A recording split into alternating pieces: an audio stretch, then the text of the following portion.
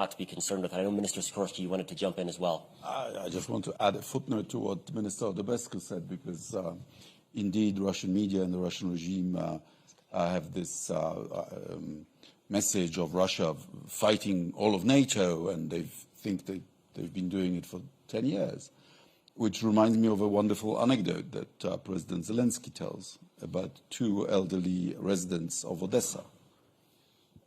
One says to the other, have you heard? Russia is fighting NATO here in Ukraine. Oh, really? Really?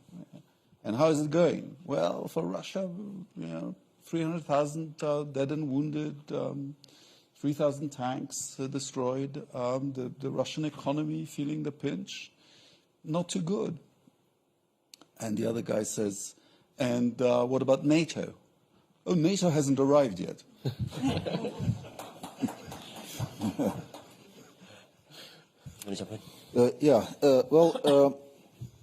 First of all, I'm always puzzled about this talk of Russia's escalation. Russia has already escalated, and that's part of this problem. In a sense, okay, as a collective West, we have, in a sense, probably done more than we have expected, and indeed in terms of support, in terms of military deliveries, but still it's always a bit kind of too little, too late. Or we cannot give Ukraine tanks, Western tanks, horrors, or we cannot give long-range rockets, or we cannot give fighter planes. But this all costs Ukrainian lives. It all costs moments when Ukraine could take more advantage of the military situation, like it was when it was taking offensive in Kharkiv region and in Kherson. While we were hesitating, Russians were not wasting the time; they were digging in. So, and from that point of view, we didn't saw breakthrough of the same time now during this Ukrainian summer counteroffensive, because in a sense, by delaying those weapon supplies, we gave time Russians to dig in occupied territories and, in a sense, change the nature of the war. And Russians are not wasting the time. They are also now ramping up their military production in very substantial ways. So from that point of view, it's clear that we need to do more and to regain this initiative. And well, Europe should know already from the history of 1930s that appeasement of the dictator, appeasement of the aggressor is not working. So why try to repeat the same mistakes? And when we are asking, okay, but where is Russia heading? What does Russia want to do? It's written on the wall, literally. In Russia's presidential so-called elections, Putin is campaigning with a slogan, Russia's borders are ending nowhere. And those are the posters on the wall. Yep. So let's read them, let's understand. That's what it's about. It's about imperialist expansion. It's about rebuilding empires. That's what it's about. And we need to react correspondingly, not only by providing all necessary support to Ukraine, but also ramping up our own defense capacities in Europe. Well, I'd like to bring in the audience in just a couple of minutes, but I'd like to return before that to the question of potential instability inside of Russia, which was mentioned. Of course, last June we had Yevgeny Prigozhin surprising most people and marching on Moscow. Of course, there's a presidential election coming up in Russia, probably not going to be that much of a nail-biter. But what is the prospect of some sort of unexpected political uncertainty in Moscow? Minister? Well, my point was always to say that, look, Russians so far have solved Russia. You know, Yeltsin was not an outsider. Even Gorbachev, who some in the West think as a a great person, not so many of those people in the Baltics, but still he was not an outsider. The point is that Russians do solve their problems themselves. Just the conditions need to be right. And we don't need to plan it. We don't need to be part of it. We don't need to actually even worry about it. We have to worry about ourselves. We have to be strong enough and prepared for any eventuality, because it might happen. And as you know, Prigozhin happened, it could happen again. We don't know. And honestly, I'm not very much interested in whatever's happening there. But the point is to assist Ukraine, to help them as much as we can, to the victory, whatever it takes, and then to secure those who are vulnerable closest to Russia. And that would be probably the main goal and aspect of what we should be thinking. Well, let me see if there are questions from the audience. If so, please raise your hand and we'll get a microphone handed towards you. Question up front? Please introduce yourself as well. Yes, I'm Marjorie Krause with APCO Worldwide. We have, over the years, worked with a number of the Russian companies that have been impacted in this, and some of them have gotten settlements against the Russians in international courts. And with the effort to confiscate assets to apply to Ukraine, they could be allies in doing that, or they could be adverse to it because they already have legal settlements that have never been paid. So I just wondered if there was any point of view on that. I have a view that you won't like. I've been encouraging Western business to invest in Russia for 30 years on the grounds that you'll only ever learn anything when you lose your own money. Any other reactions to that question? No. All right, let's gather one or two more from the audience. Please.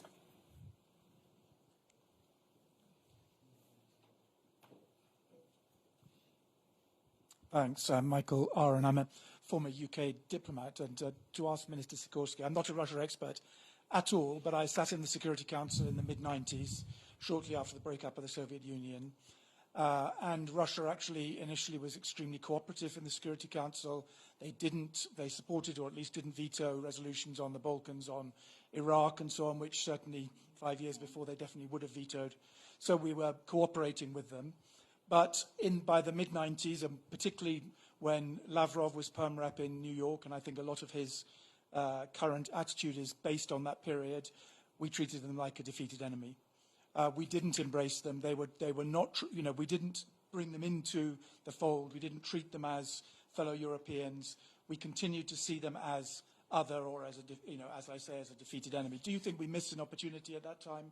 Would it have been possible to have brought Russia into the fold of Western or Northern or whatever it is, nations that kind of work together and building a, or am I being, totally naive and it was inevitable? Yes, you are.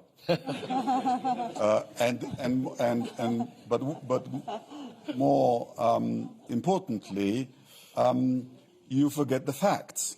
And the facts are that we bent over backwards to include Russia.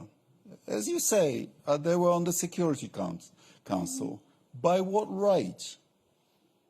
It was the Soviet Union which was invited to the Security. Yes, and actually Ukraine and Belarus were separate members of the United Nations, even in those days. And there was never a vote in the UN to pass on the Soviet Union seat to Russia, like there was a vote to pass Taiwan's seat to mainland China. But this was one of the instances of us embracing Russia, making it easier for them to become a normal nation state. But there were so many others. Germany paid billions to resettle Russian soldiers being withdrawn from East Germany. The United States, through the IMF, sent billions upon billions in support of the ruble and in support of the economic reforms. Most of the money was probably stolen. We invited Russia into the Council of Europe, even though the state of their prisons, they still, they didn't really fulfill the criteria. We invited Russia to the G7. But if you are invited into these institutions, you have to abide by the rules. I don't know what club you are a member of in London, but if you start breaking the rules, they'll kick you out. And that's what they started doing. breaking the rules of the club. You know, this is the dilemma that Brzezinski, whom I quoted. You can be an ally of the West, but that carries certain responsibilities. You know, not to kill your own citizens en masse, not to conduct genocidal wars like in Chechnya, not to interfere, say, in the Balkans, not to send assassins to our capital cities. You should know about that. They broke all those rules, and then you can't treat them like they're gentlemen because they're not. Yeah, as I was saying, we were trying to have a normal relationship, even with Putin's Russia, as long as was possible. But there is a limit. Eventually, you have to say enough is enough.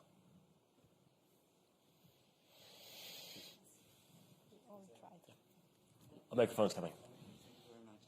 I was just remembering Viktor Yushchenko, the former president of Ukraine, in 2007, the one who was poisoned by Russia, knocking at the door of NATO. We don't know, but it smells like that. Knocking at the door of NATO, knocking at the door of the European Union, asking for a place, a seat at the table. Almost 15 years are gone by. What is the European Union about to do right now to accelerate incorporation of Ukraine? I know it's going to be very difficult, but Mr. Zelensky, 2 days ago, never mentioned again the word victory.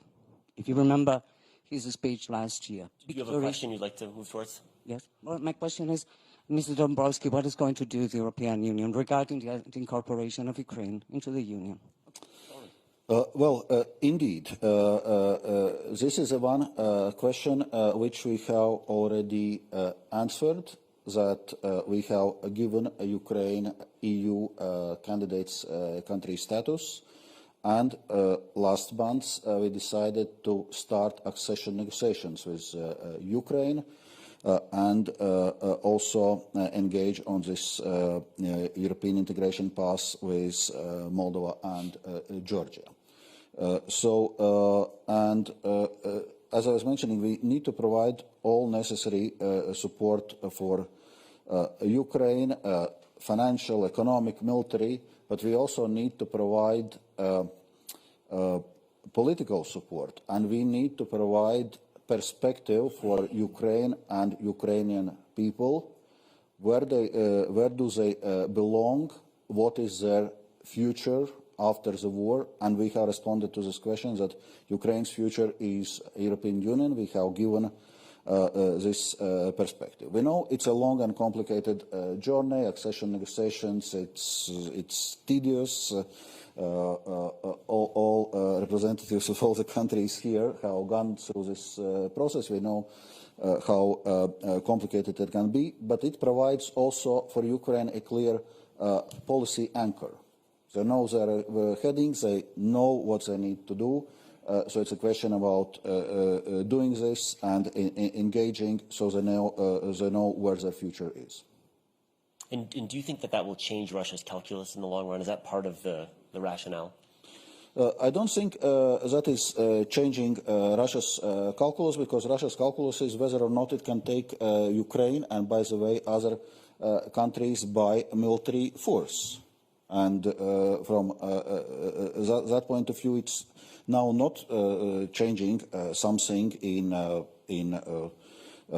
the situation of war. It's still Russia needs to be defeated militarily. It's not that just we give EU candidates country status to Ukraine and Russia is backing off. Nothing like this.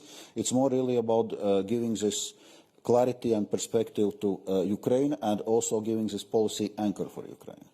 But I would add to that if Russia is defeated militarily, then we will have liberal reforms in Russia. Yeah. Every time Russia lost a war, there were reforms. Crimea War, Russo-Japanese War, the big losses in World War I, and Russia's self-collapse in the Cold War. There are reforms, better successful or unsuccessful, but only then do they try. Are you willing to speculate on how long that might take? Well, these colonial wars usually take about a decade. Look at the British in North America and elsewhere. I don't know if that's the exact right comparison you're going for. Yeah, but there are certain parallels. Look at the French in Indochina and in Algeria. Look at the Portuguese in Mozambique and Angola. It usually takes a decade. Why?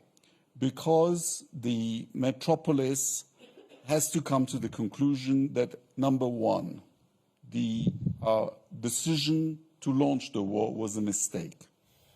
And number two, that the objective of winning the war is not worth the current expenditure in blood and treasure that is being sustained. And only then do they make peace, and usually it's a different team, because the team that started it can very rarely admit to the mistake. And that's why it takes a decade, and that's what should be our base scenario. I think it's a very sobering conclusion for most people who are hoping for a shorter conflict. Just Please.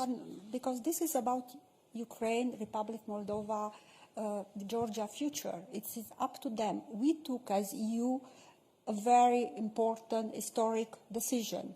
We act as a big geopolitical actor last December. And we also have to underline, with a war of aggression in Ukraine, with a very difficult economic situation in the Republic of Moldova, they took, in a very short period of time, tremendous reforms. And they are committed to continue. This is also important because we are speaking about people in these countries. And also the war, it's about people, Ukrainians. So we have to put everything in this context. Thank you. We've just got a couple minutes left. Let me collect a final round of questions, and I'll give each of our panelists a chance to respond. Please. Microphone is coming on right now. Right here, please. Thanks very much. Galen Hines-Pierce. I'm just curious to know what you all think about the economic sanctions, what have been more or less effective, and where that might be headed over this next decade. My name is Svetlana Tikhanovskaya, and my question about Belarus. Dictator Lukashenko is selling our independence to Putin piece by piece and dragged our country into this war. Meanwhile, Belarusian people spoke clearly for democracy and in support of Ukraine. So my question is how to drag Belarus out of the war and what the West can do not to leave Belarus as consolation prize to Putin. Got one final question in the front row and then a lightning round of responses. Please.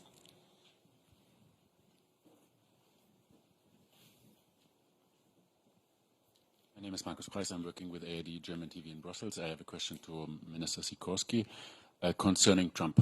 A Trump re-election would spell bad news for Ukraine, but also perhaps for NATO, since Poland is one of the big countries in Europe and or a country that says it wants to have the biggest land army in Europe.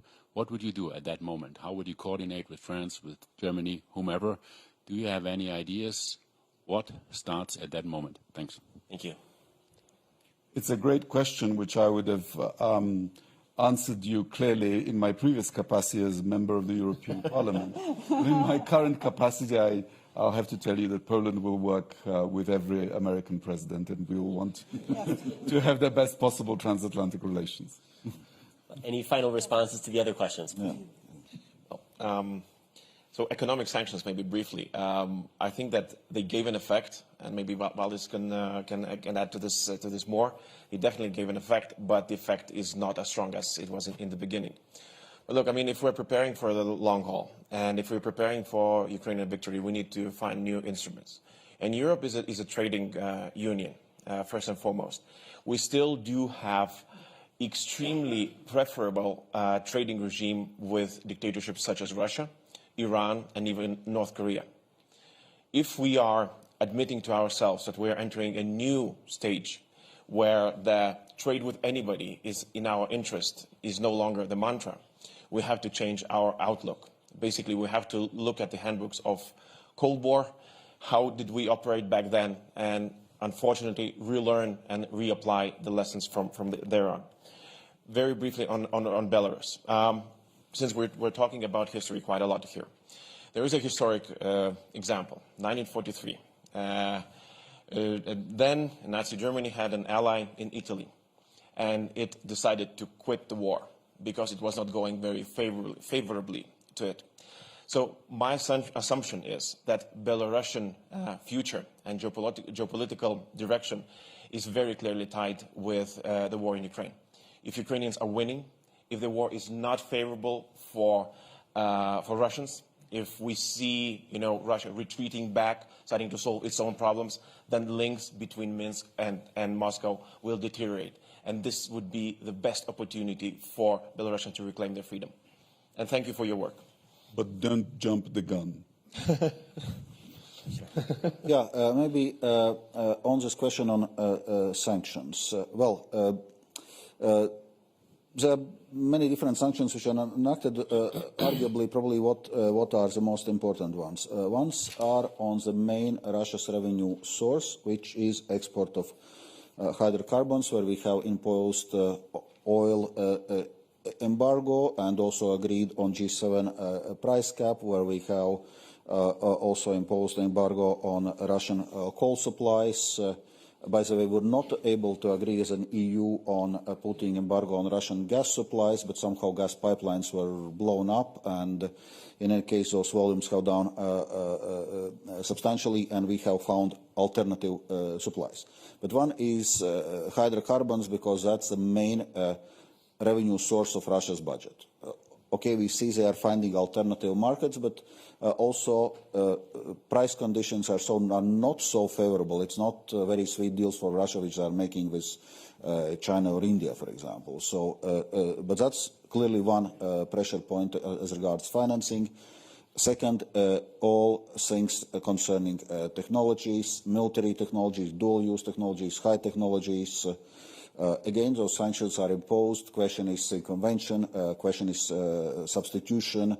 So enforcement is as important part of those sanctions as political decisions. And we are doing the monitoring of what we call also Ukraine battlefield items. So what are the items in Russian military equipment which are finding in Ukrainian battlefields, where they come from, and how to stop it. So that's obviously, there are all kind of other sanctions on financial sector, personal sanctions, and so on and so forth. But if I was to highlight, I would highlight those two areas. But in any case, now enforcement is key. And on Belarus, I agree also what Gabrielius already said. Let me give our final word to Minister. On Belarus, I fully agree with what Gabrielius said on the sanction. Maybe because Russia has a lot of resources, we have the impression that the sanctions are not working. So, or the sanctions don't have an immediate effect. But we believe that the sanctions are working. Why? How else to explain that Russia asked its partners to supply it or to help it with critical military equipment, including ammunition. So, of course, we have to work together with the Commission, with the Member States, to better implement the sanctions through fine-tuning, targeting the critical area, to articulate them with the sanction taken by our partners, or to work on the circumventions on this. So it's for sure. But in our assessment, the sanctions are working, and we have to continue. Thank you. Well, on this point, I would just ask you one question. Would you now fly a Russian passenger jet? Let me please ask the audience to join me in thanking our panelists for this discussion. Thank you.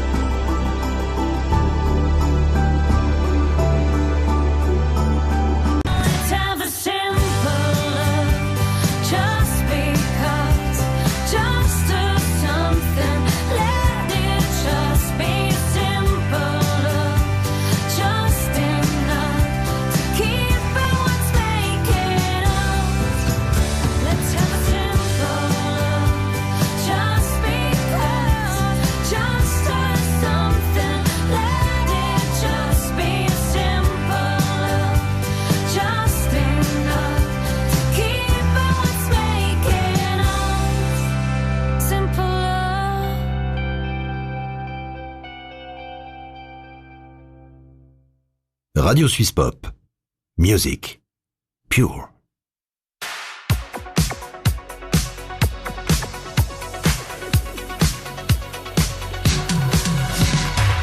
I'm working overtime, tired of my 9 to 5. Tonight I lose myself in the lights.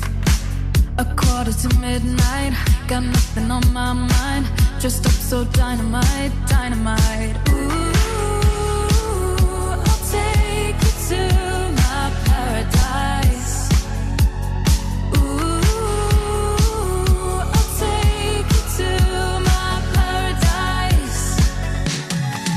I'm gonna kiss somebody, drink that honey, gonna move my body tonight. I'm gonna lose composure, nights not over till it's raining glitter, alright. Sliding through the silhouettes, doing things that we'll forget, screaming out I will survive. I'm gonna kiss somebody, drink that honey, move my body tonight. I'm technicolor dreaming, I dance in the spotlight. I know you wanna get closer underneath the neon lights. Don't stop till I say it's over, just want a touch of emotion. Let me get lost in the moment. Ooh, I'll take you to my paradise. Ooh, I'll take you to my paradise. I'm gonna kiss somebody, drink that honey, gonna move my body tonight. I'm gonna lose composure, nights not over till it's raining glitter,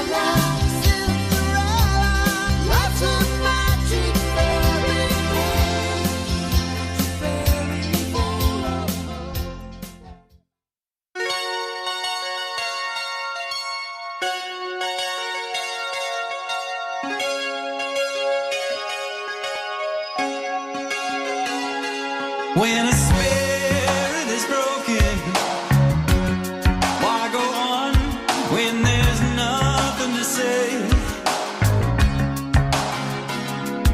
And our love just a token.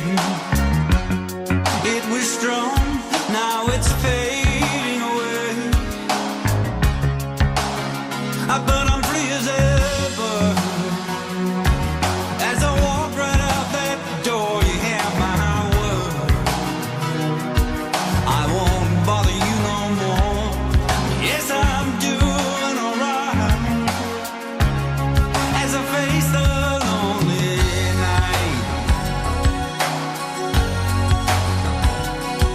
and our love, it was over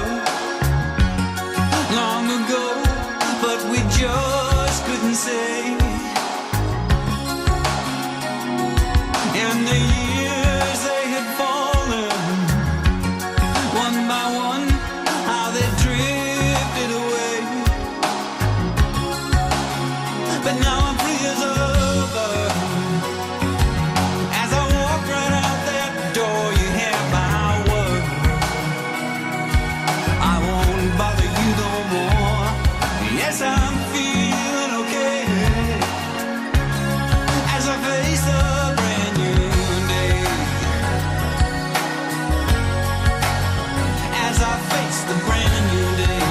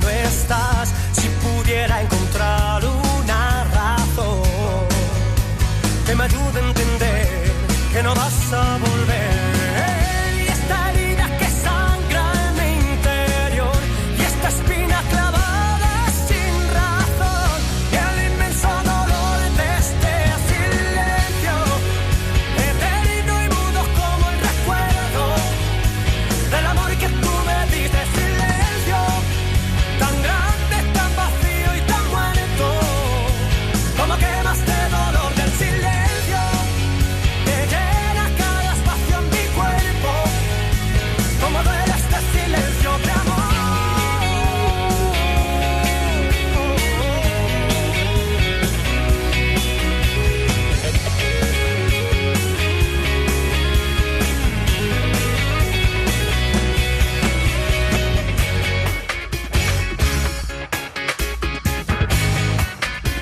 Como duele este silencio.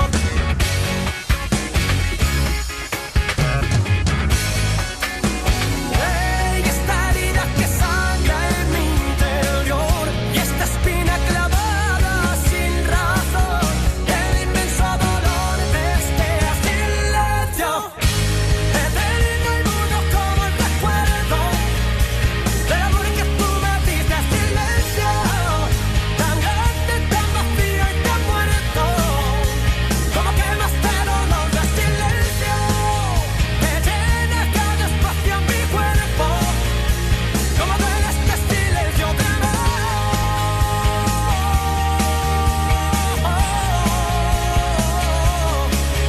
Silencio tan grande, tan vacío y tan muerto, silencio que llena cada espacio en mi cuerpo, como duele este silencio.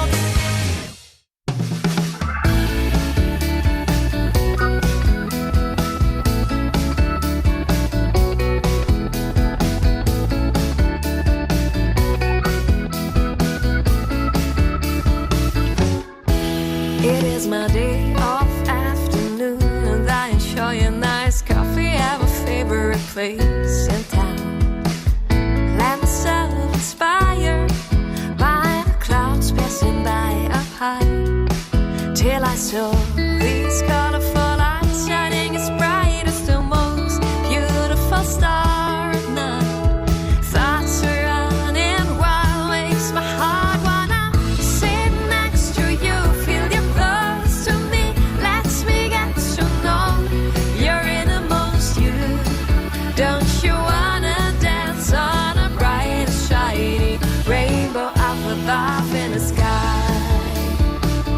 Up above in the sky. Waking up from my little wonderful journey, which I have taken now, might be ready to take another step, but where has he gone? He's gone. These colorful lights shining as bright as the most beautiful star at night. Thoughts are running wild, makes my heart wanna sit next to you, feel you close to me, lets me get to know you're innermost you. Don't you wanna dance on a bright shiny rainbow up above in the sky, where we can dance all night long until we catch our star, your star.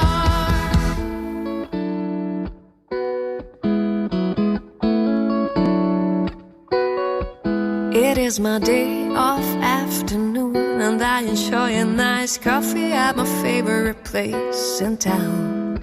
Let myself inspire by your wonderful eyes. Life is beautiful. I wanna sit next to you, feel you close to me, lets me get to know. I wanna sit next to you, feel you close to me, lets me get to know you're innermost you. Don't you wanna dance on a bright shiny rainbow up above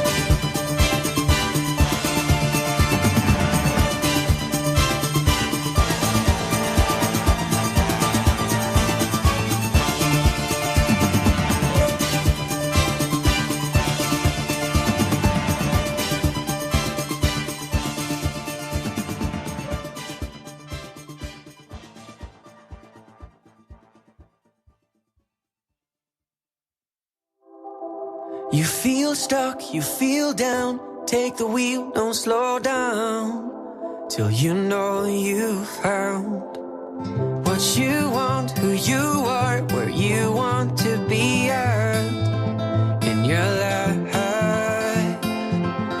I'd like a grand tour of what's out there. I'd like to live like I don't care for once.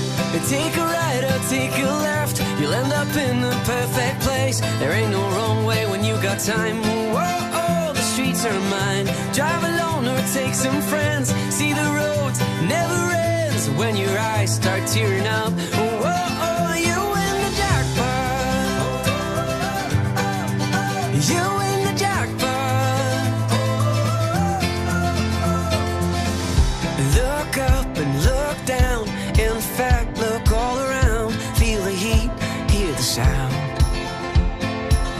of the church bells of that little town as the sun goes down on a million grapevines. I like the shadows from the trees. I like the colors in the breeze. Oh no, take a right or take a left, you'll end up in the perfect place. There ain't no wrong way when you got time. Whoa, the streets are mine. Drive alone or take some friends. See the road never ends when your eyes start tearing up. Whoa, you win the jackpot. You win the jackpot. You win the jackpot. You win the jackpot.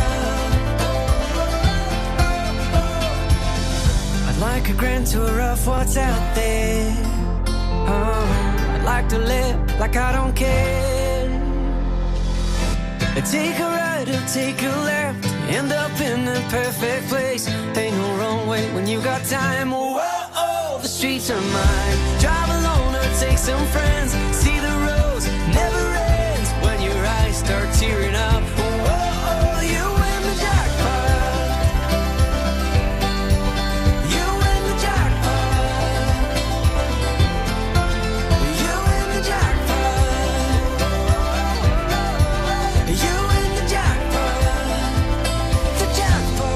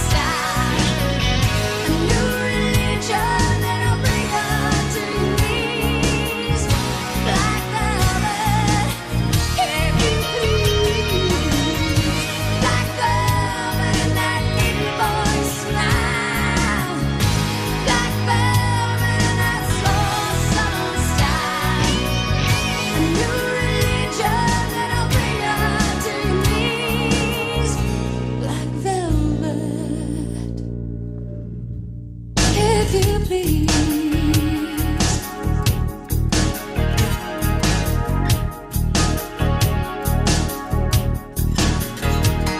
If you please.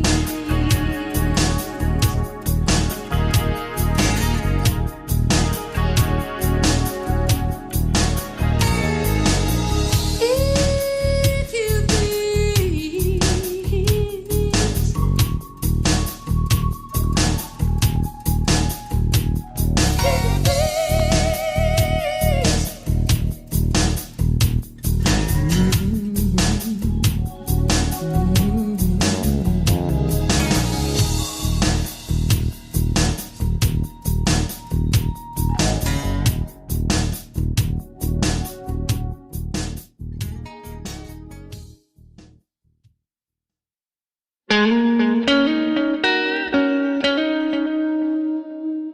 Radio Swiss Pop.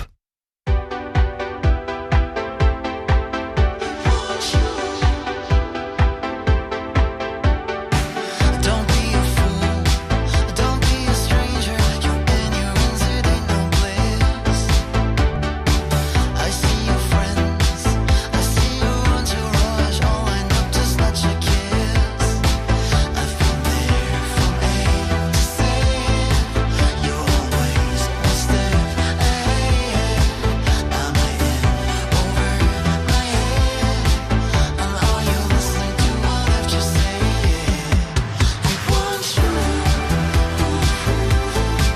I don't want nobody else instead. Yeah, I want you. Will you ever get it through your head? Yeah.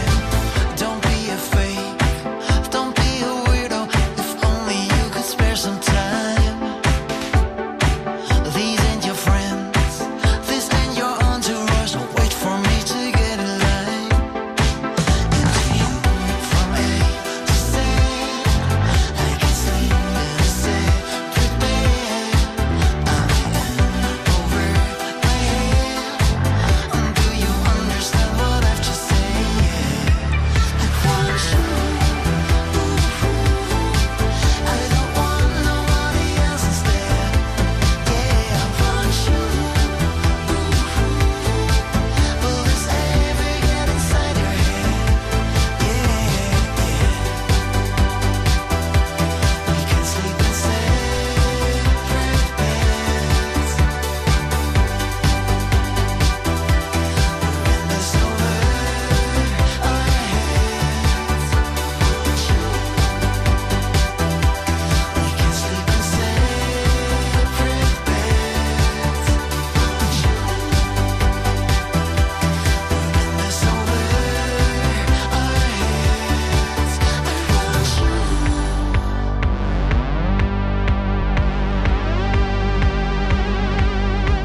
I want you. I don't want nobody else instead. Yeah, I want you. Will you ever get it through your head?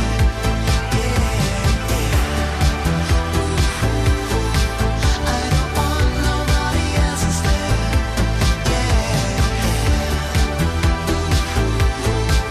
Will this ever get inside your head?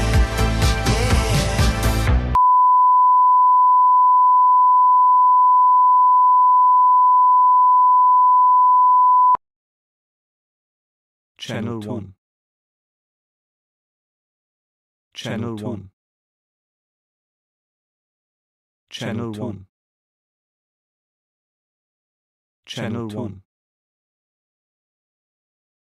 Channel 1.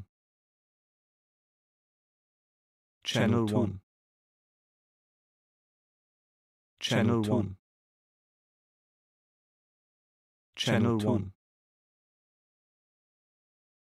Channel 1. Channel 1. Channel 1. Channel 1. Channel 1.